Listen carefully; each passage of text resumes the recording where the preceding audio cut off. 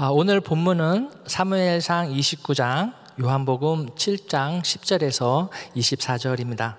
사무엘상 29장 1절에서 5절까지는 전쟁에 나가는 다윗을 못 믿는 블레셋 방백들에 대하여, 6절부터 11절은 끝까지 다윗을 신뢰하며 전쟁에서 돌려보내는 아기스 왕에 관한 이야기입니다.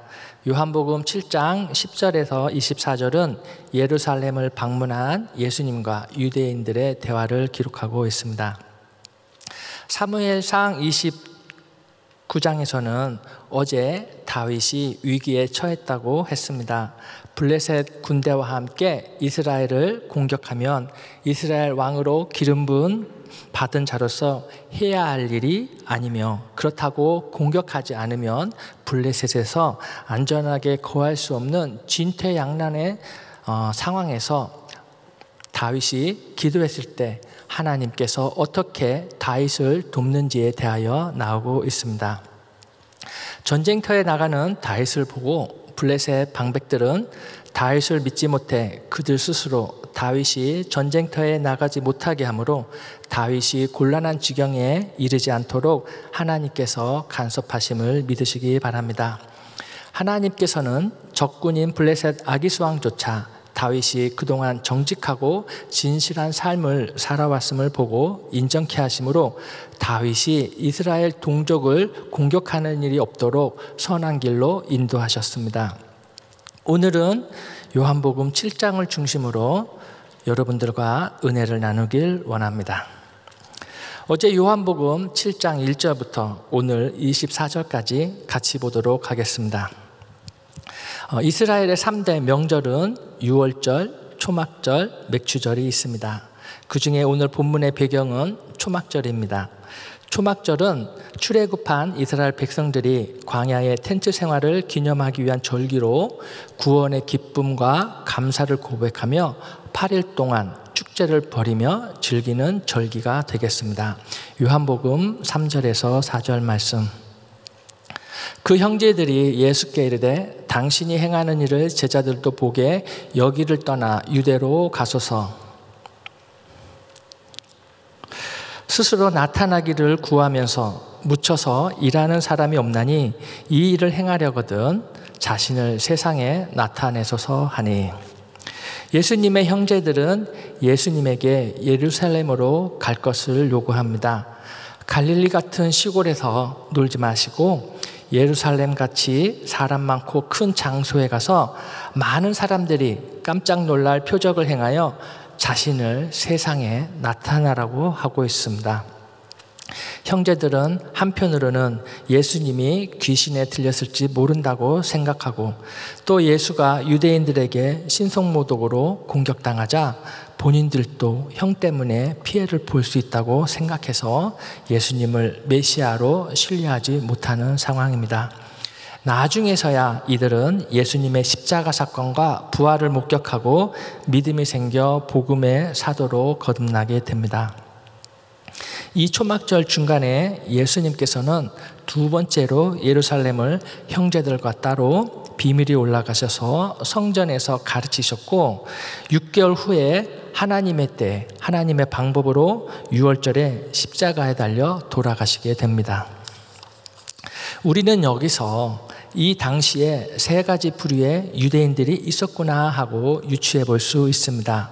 저는 오늘 이 세 부류의 유대인들을 통해서 우리의 믿음의 현주소는 어디에 있는지, 앞으로 어떻게 살아가야 하는지에 대해서 알아보고자 합니다.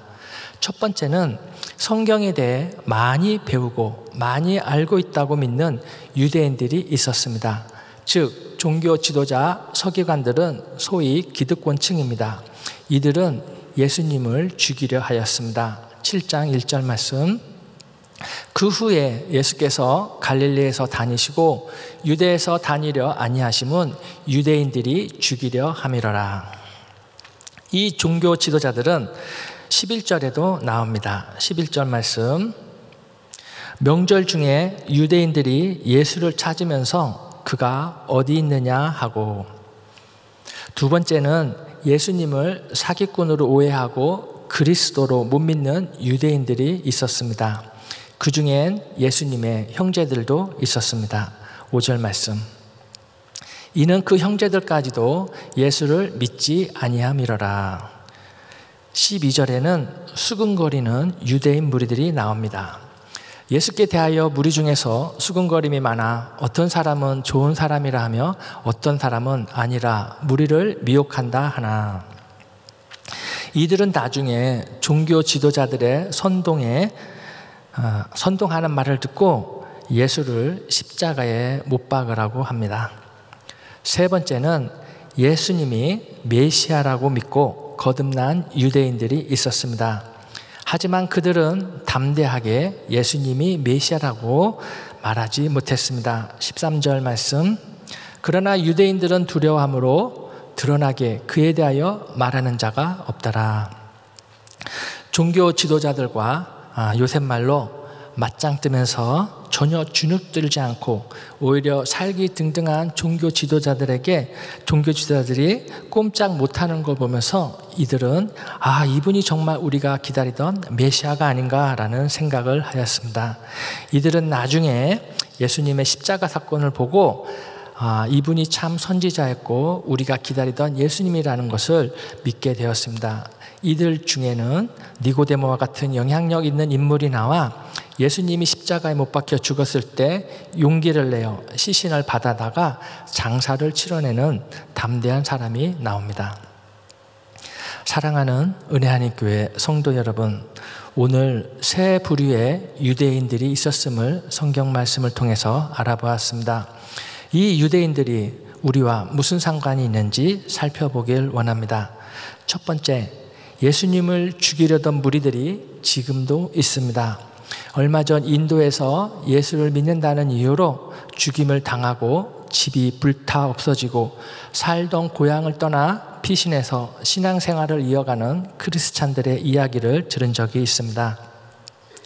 예수님이 살던 당시에도 예수님을 죽이려던 사람들이 2000년이 지난 지금 이 시간에도 있다는 것입니다.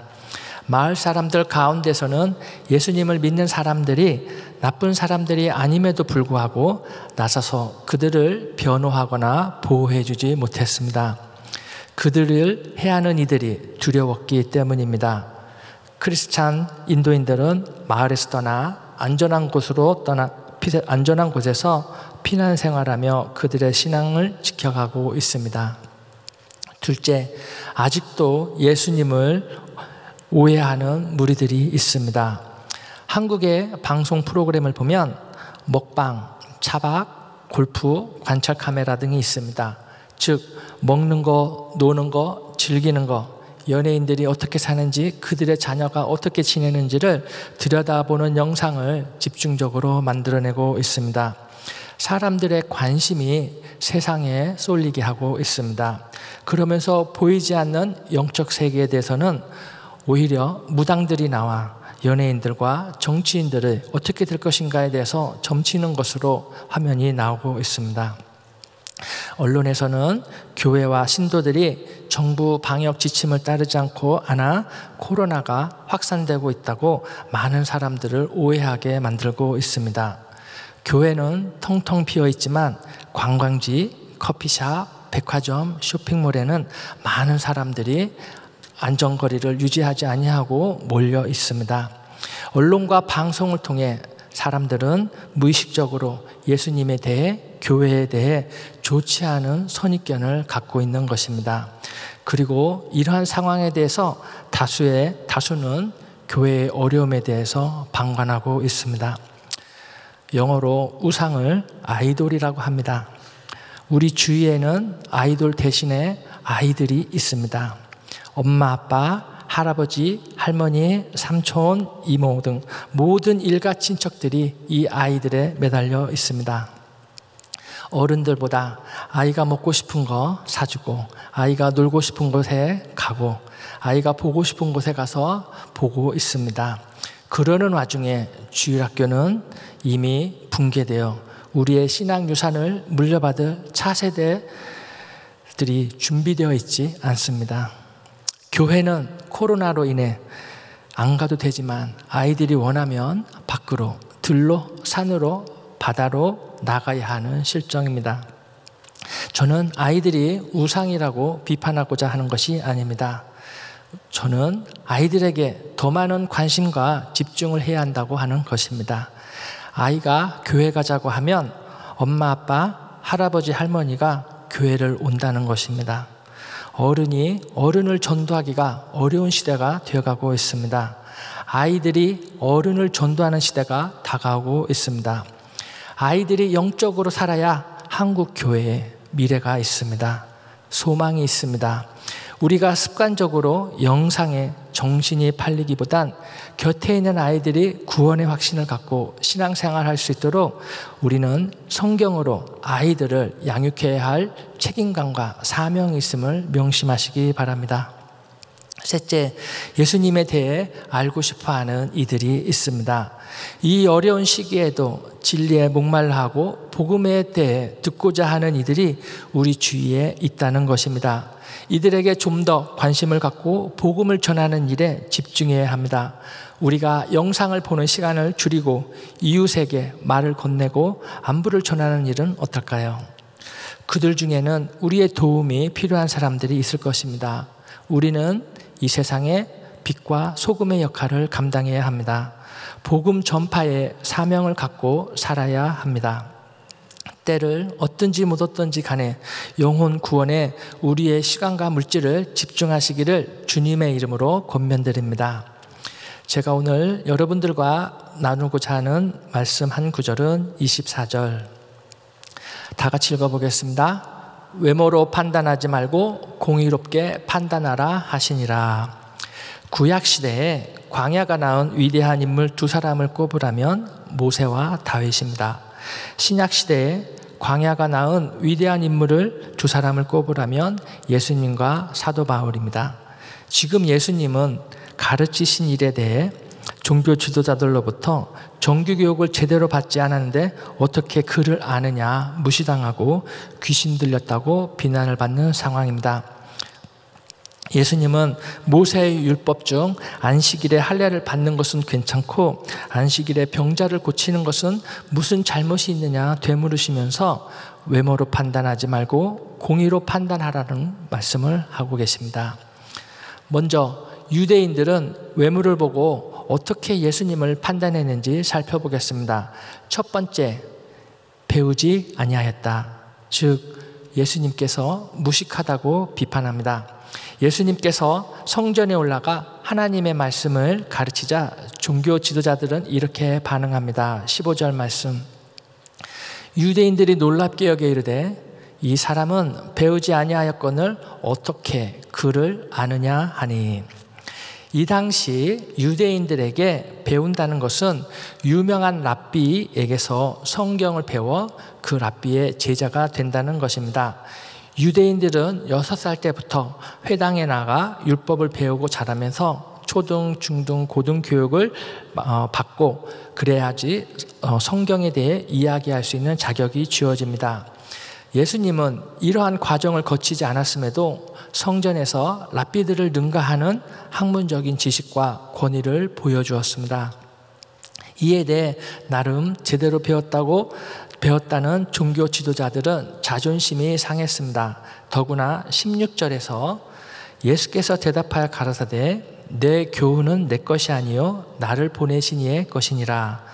예수님께서 하나님 운운하며 가르침에 신적 권위를 부여하자 종교 지도자들은 신성 모독죄를 지었다며 분개하였습니다. 둘째, 율법을 지키지 않았다. 넌 죄인이다라고 정죄하고 있습니다.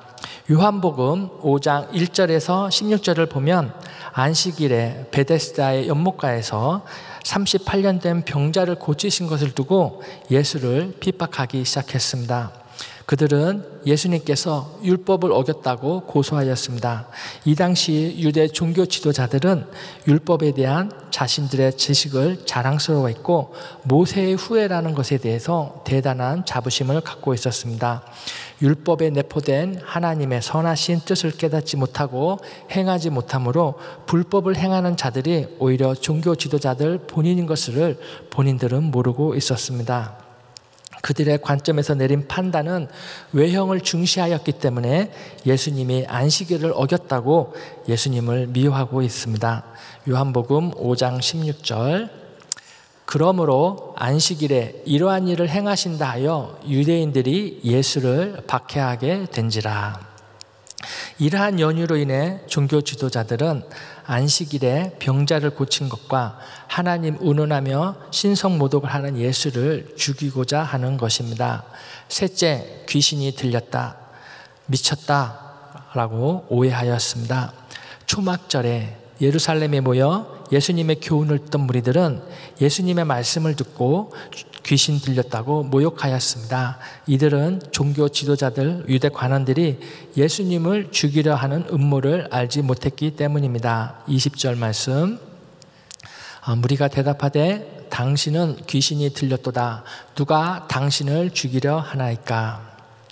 사랑하는 은혜 하나님께 성도 여러분, 예수님이 원하시는 공의의 판단은 무엇입니까? 공의의 판단은 공정하게 하라는 것입니다. 어떤 기준으로요? 하나님의 기준으로요. 제가 신학교에서 공부할 때 첫 학기 첫 과목에서 신학 용어를 배우는 시간이 있었습니다. 성경 무호설에 대해서 배웠는데 우리는 무호설 하면 잘못이 없거나 오류가 없는 정도로 이해합니다. 성경에 잘못이나 오류가 없겠다 하는 말이라고 이해하겠지만 신학적 정의는 성경이 기준이 되어 성경이 그렇다고 하면 그것이 진리이고 성경이 말씀하시면 그것은 오류가 없다는 뜻입니다. 즉 하나님이 괜찮다면 괜찮은 거고 안 괜찮다면 안 괜찮다는 것이 공의롭다는 것입니다. 너희들 보기에 안식일에 할례하는 것은 괜찮고 안식일에 병자를 고치는 것은 안 된다 하지 말라. 내가 볼 때는 너희가 겉으로는 율법을 지킨다는 하지만 실상은 불법을 행하고 있다. 내가 안식일의 주인으로서 내가 할 일을 하는 것은 공의로운 것이다 라고 예수님이 말씀하셨으면 그게 진리라는 것입니다. 그래서 외모로 평가받지 않고 하나님의 관점에서 바라보는 공의대로 앞서 종교 지도자들이 제기한 질문에 대해서 답을 하면 첫 번째, 배우지 않았다는 것은 내 교훈은 아버지 것이기에 옳다라는 것입니다. 16절, 예수께서 대답하여 이르시되 내 교훈은 내 것이 아니요 나를 보내신 이의 것이니라.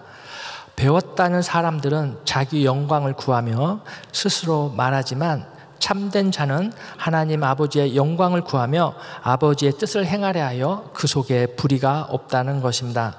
누구나 하나님 아버지의 말씀을 더하거나 빼지 않고 온전히 전하기만 한다면 그것은 배우건 배우지 않던 간에 무식한 것이 아니고 오히려 그것이 하나님 보시기에는 의롭다는 것입니다.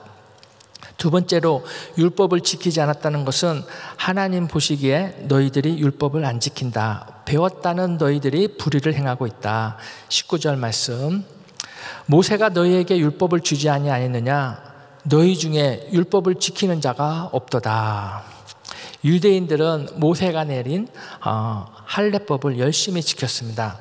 유대인들이 안식일을 거룩하게 지키라는 안식일법을 어기면서도 안식일에 태어난 지 8일 만에 할례의식을 행하는 것은 모세 율법을 지키기 위해서였습니다. 그렇게 열심히 모세의 율법을 지키는 유대인들이 예수님은 너희 중에는 율법을 지키는 자가 하나도 없다라는 것입니다. 율법에 담긴 하나님의 뜻을 멀리하고 겉으로만 지키려는 그들을 하나님의 공의로 바라보면 오히려 그들이 죄인이라는 것입니다. 세 번째, 귀신 들렸다라는 것은 너희가 내가 한 일에 대해서 괴히 여기는도다. 즉 너희들이 오해하는 것이다. 21절 말씀, 예수께서 대답하여 이르시되 내가 한 가지 일을 행하매 너희가 다 이로 말미암아 이상히 여기는도다. 예수님은 안식일의 주인으로서 38년 된 병자를 고쳐주었습니다. 안식일에 사람의 몸과 마음을 건전케 한 것이 유대인들에게는 미친 짓으로 보였습니다. 한국의 젊은이들에게 가장 중요한 키워드는 공평과 정의입니다. 이 공평과 정의에 따라 많은 사람들이 분노하기도 하고 속 시원하게 하기도 합니다.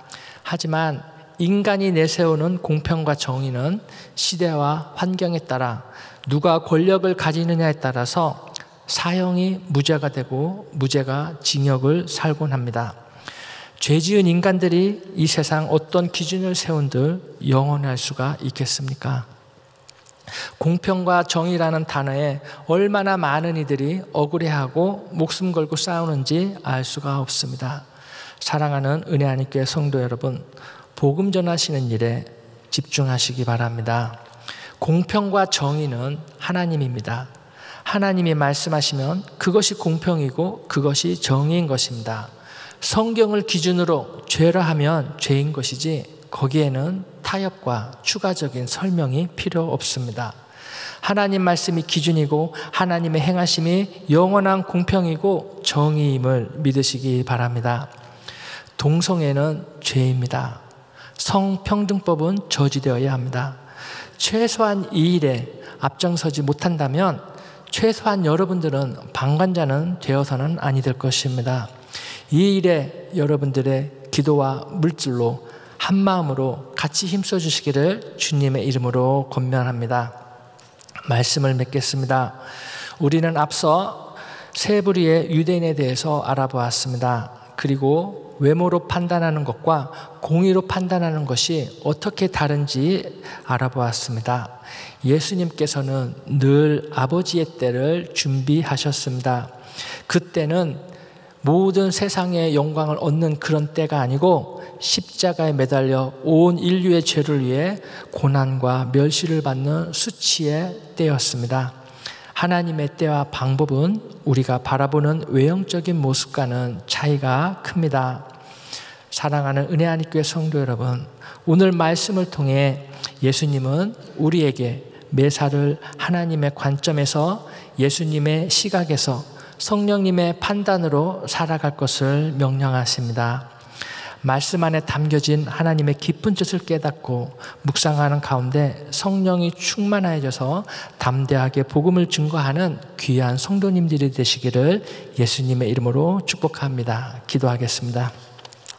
하나님 아버지 감사합니다. 우리가 살아갈 때에 하나님의 말씀이 기준이 되어서 하나님의 말씀에 따라 죽고 사는 하나님의 충실한 신실한 하나님의 백성들이 될 수 있도록 인도하여 주시옵소서.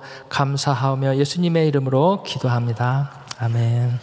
우리 말씀 생각하시면서 예수 우리 왕이여 같이 찬양 드립니다.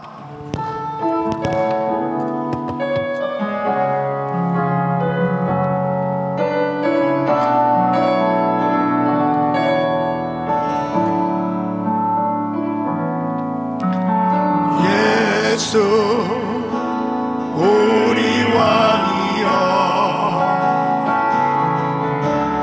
이곳에 오셔서 보좌로 주여 임하사 찬양을 받아주소서. 두 손을 높이 드시고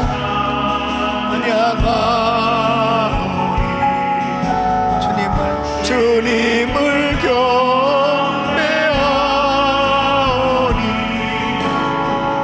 왕이신 예수여 오셔서 좌정하사 다스리소서.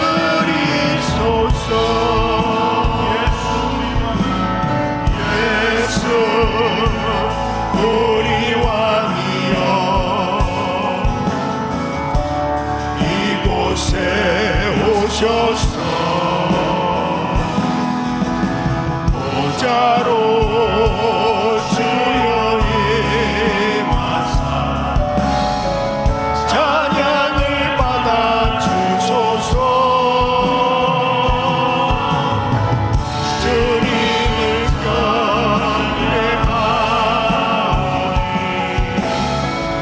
주님을 경배하오니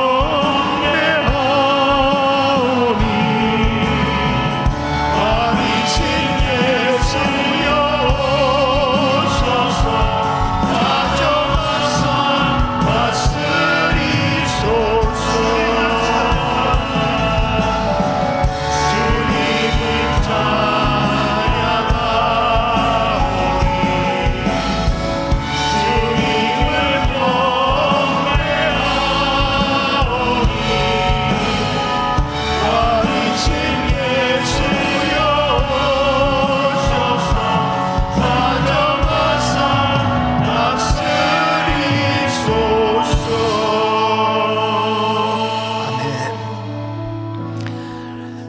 성도의 삶은 우리 주님께서 날마다 우리를 인도하고 계신 걸 믿는 것입니다.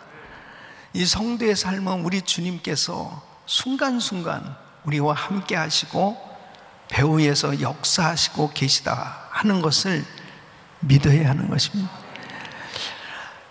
우리가 살아가면서 참으로 난처하고 이렇게 해야 될지 저렇게 해야 될지 도무지 참 곤란에 빠지는 이러한 난처한 상황을 만날 때가 있습니다.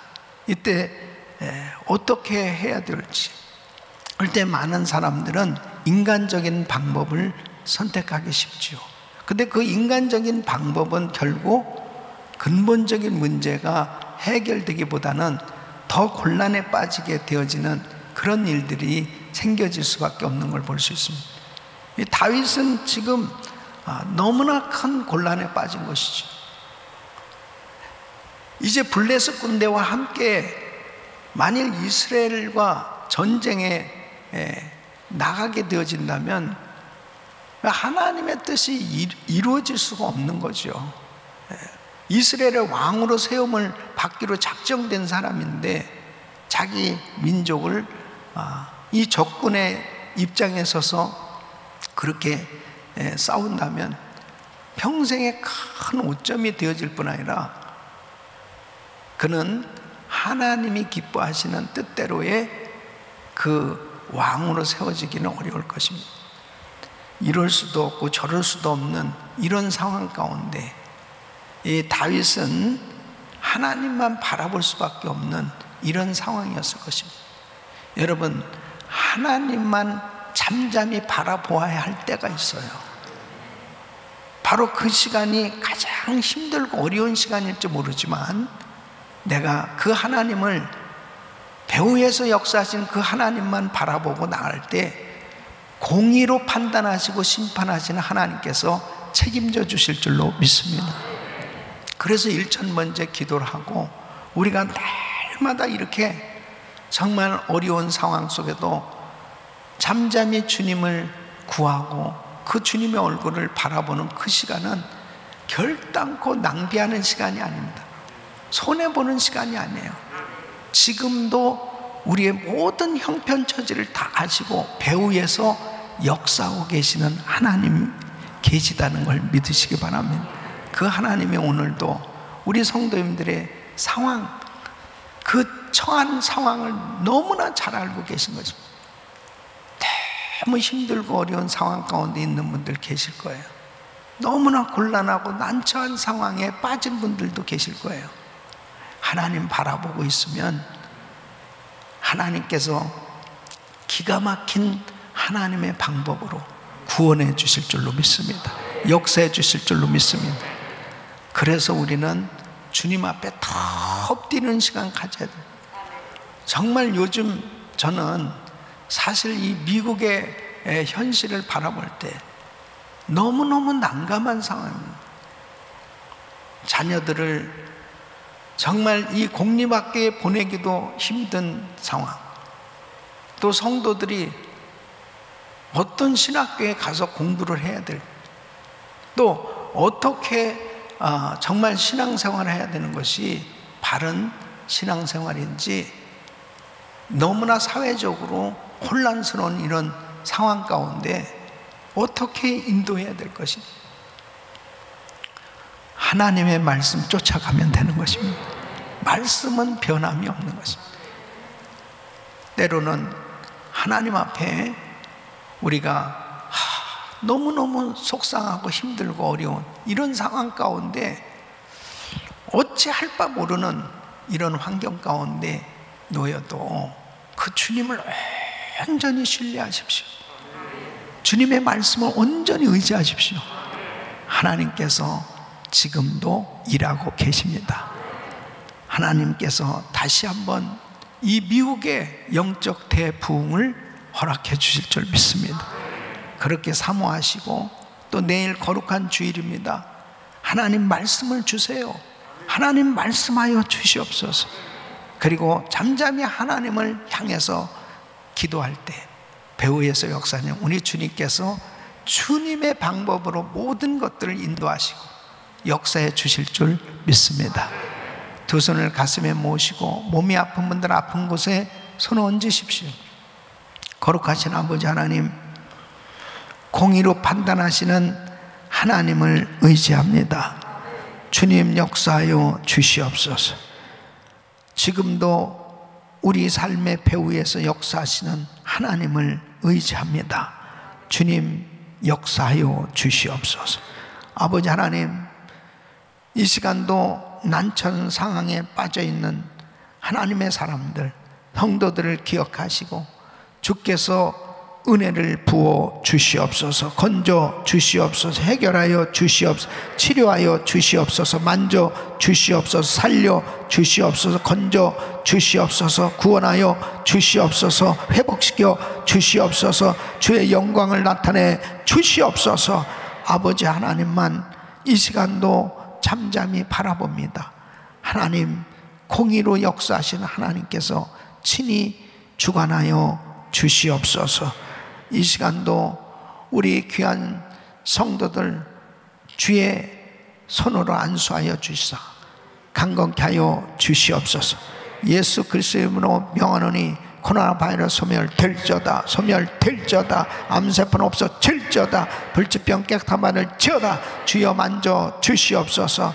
특별히 아버지 하나님, 우리 자녀들을 기억하시고 이 약한 것들 만지지 못하게 하여 주시옵시고, 하나님의 말씀으로 어려서부터 충만하게 하시고 거듭나게 하여 주시옵시고, 기도의 사람들 되게 하여 주시옵시고, 성령 충만하여 아버지 하나님 주의 뜻을 깨닫고 날마다 빛과 소금의 사명을 감당할 수 있는 지도자들로 세워지게 하여 주시옵소서. 역사하여 주시옵소서. 은혜를 베풀어 주시옵소서. 저들의 평생이 하나님의 영광을 드러내는 삶 되게 하여 주시옵소서.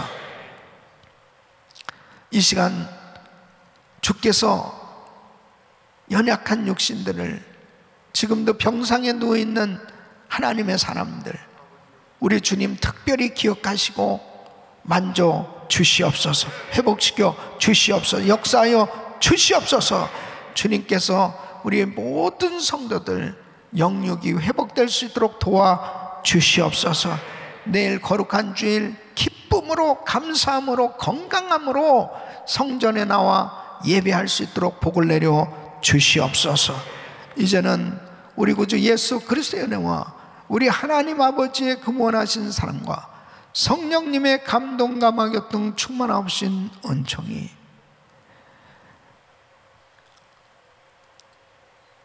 이루 말할 수 없는 시험과 환난과 어려움 가운데, 난처한 상황 가운데 빠진다 하더라도 공의로 판단하시는 하나님을 바라보며 그 하나님을 의지할 때 기가 막힌 하나님의 방법으로 배후에서 역사하시며 건져주시며 하나님께 영광을 돌리는 삶이 되도록 인도하시는 그 하나님을 바라보며 더욱더 주님을 의지하기를 원하는, 기도하는 모든 성도들 머리 위 이제로부터 영원토록 함께 있을지어다. 아멘.